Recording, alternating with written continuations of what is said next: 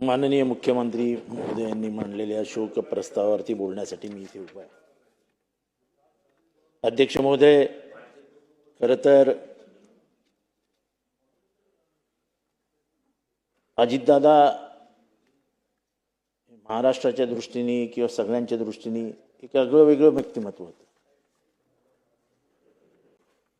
पण हा माणूस मनातनं अतिशय सेंटिमेंटल आणि इमोशनल होता.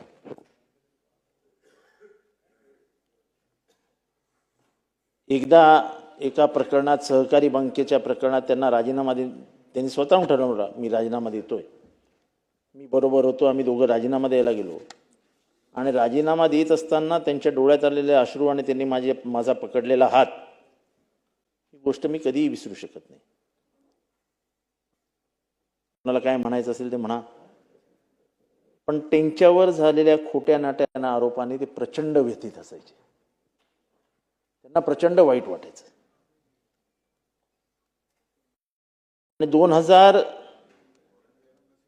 ते 2014 या काळामध्ये टीव्हीवर जाणारा राष्ट्रवादी काँग्रेसतर्फे जे काही प्रतिनिधी होते, त्याच्यातला एकमेव प्रतिनिधी मी होतो.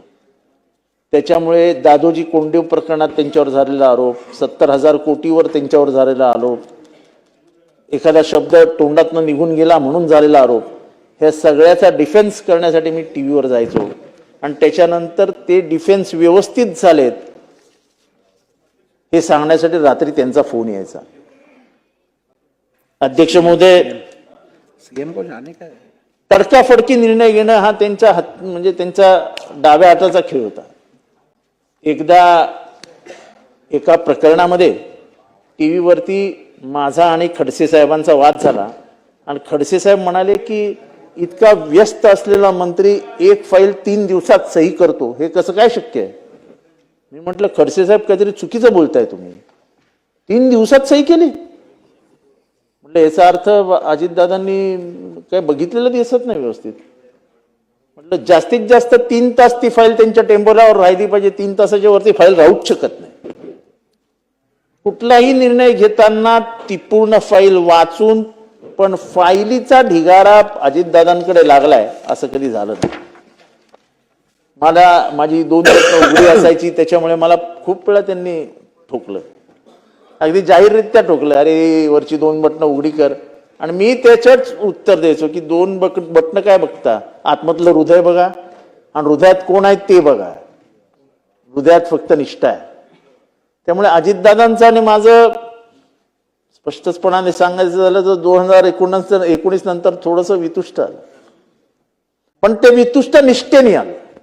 माझं व्यक्तिगत त्यांच्या विरुद्ध काहीच नव्हतं. आणि म्हणून जेव्हा माझ्यावर एकदा आरोप झाला, एका बाईने आरोप केला आणि माझ्यावर 354चा गुन्हा दाखल झाला, तेव्हा सगळी कामं बाजूला ठेवून पहिल्यांदा माझ्या घरी येणारा माणूस अजित पवार.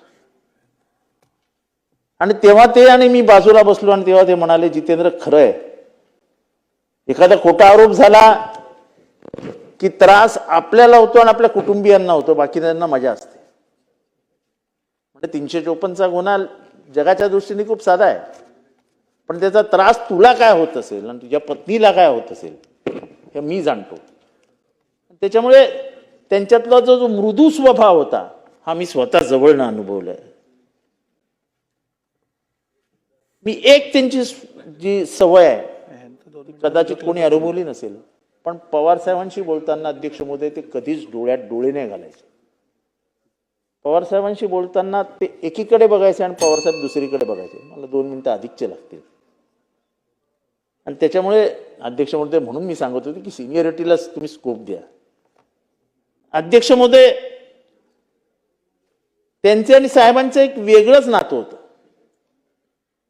ते नातं कदाचित महाराष्ट्राला कळणारही नाही, पण प्रचंड आत्मीयता आणि प्रचंड प्रेम असलेलं त्यांचं काकांबद्दलचा स्वभाव होता.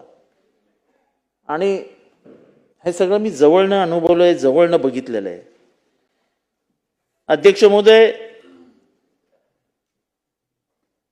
मला जाताना फक्त एवढंच सांगायचं आहे. अध्यक्ष महोदय, मी आता 2 दिवसापूर्वी मला एक व्हिडिओ आला आणि त्याच्यात मकर संक्रांतीच्या निमित्ताने तिळगुळ देण्याची गोष्ट निघाली आणि त्यांना एका जाहीर कार्यक्रमात झी टीव्हीचा कुठला तरी कार्यक्रम असतो, हवा योद्धा किंवा कुठला तरी कार्यक्रम होता, त्याच्यात विचारलं की दादा तिळगुळ द्यायचा आहे तर तो तिळगुळ तुम्ही कोणाला द्याल? तर त्यांनी मिश्किलपणाने उत्तर दिलं, माझं नाव नाही घेतलं, मला हे तिळगुळ ठाण्याला पाठवा. दादा आज तुम्ही नाही, खरं तर मनात कधीच असं नव्हतं की काही वाईट बोलावं, पण काही प्रसंग असे आले ज्याच्यात काही भूमिका तुम्ही घेतल्या, काही भूमिका मी घेतल्या, पण त्या कधीच व्यक्तिगत नव्हत्या. त्या एका विचारधारातनं आलेल्या होत्या, त्या एका भूमिकेतनं आलेल्या होत्या. तुमचं मन दुखवावं आणि तुमचं मन दुःखी झालं असेल तर तो काळ तसा होता, ती वेळ तशी होती. पण तुमच्या त्याच तिळगुळ ठाण्याला पाठवा हे जेव्हा मी ऐकलं, जर तुमच्या मनाला कुठली गोष्ट वाईट वाटली असेल तर दादा आज मरणानंतर तुम्ही मला माफ करू शकणार नाही, पण एक माणुसकीच्या नात्याने माझ्या मनातल्या भावना जाहीररित्या महाराष्ट्रासमोर व्यक्त करत असताना मी एवढंच म्हणेन, दादा माफ करा, चुकलं असेल.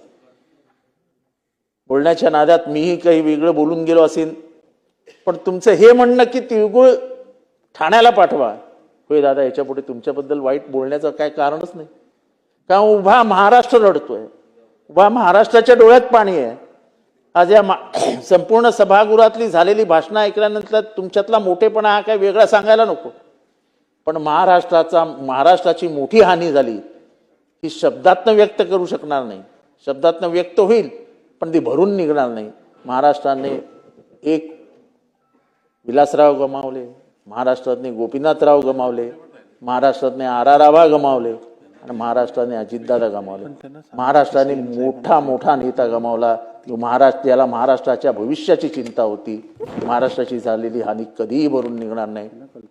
अजितदादा, म्हणजे तुमचं जे तिळगुळाचं ऐकल्यानंतर मला जास्त बोलावं असं वाटतं, पण माझ्याकडे वेळ कमी आहे, मला खूप अनुभव सांगायचे होते. धन्यवाद. पण हे भाषणाचा म्हणजे ठीक आहे, अजितदादा बद्दल जेवढं बोलावं तेवढं कमीच आहे. धन्यवाद.